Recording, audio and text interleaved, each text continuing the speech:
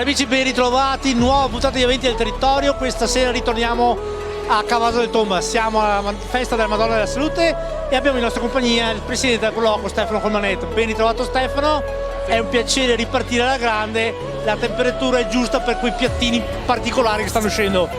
Raccontaci un attimino.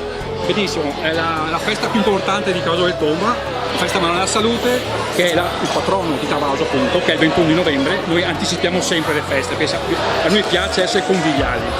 Il piatto di questa sera è il bollito. Il bollito misto è un piatto che piace molto alla gente e Cavaso appunto è abbastanza tradizionalista e quindi partecipa molto a questa attività, a questa festa.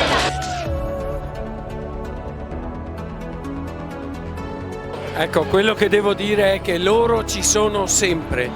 Ci sono stati nel periodo del Covid, quando abbiamo avuto un estremo bisogno per fare quello che abbiamo dovuto fare, assistere i nostri cittadini, e ci sono quando devono lanciare il nostro territorio, e queste iniziative che voi vedete aiutano in maniera concreta e precisa il nostro territorio.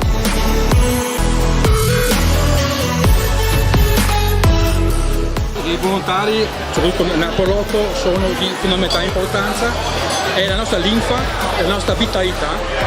In cucina attualmente abbiamo circa 25 persone che lavorano, è già 2 giorni che abbiamo allestito tutto il capannone con tutte quante le attrezzature, anche per la cucina ovviamente, e quindi è un ringraziamento che devo di cuore assolutamente ai nostri volontari.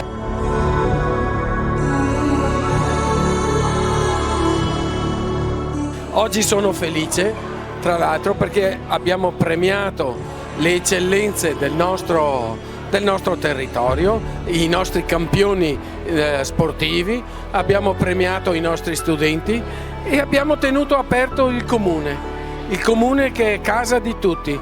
Oggi e nei prossimi giorni sarà sempre aperto, perché così i nostri cittadini potranno vivere il comune come è giusto che sia.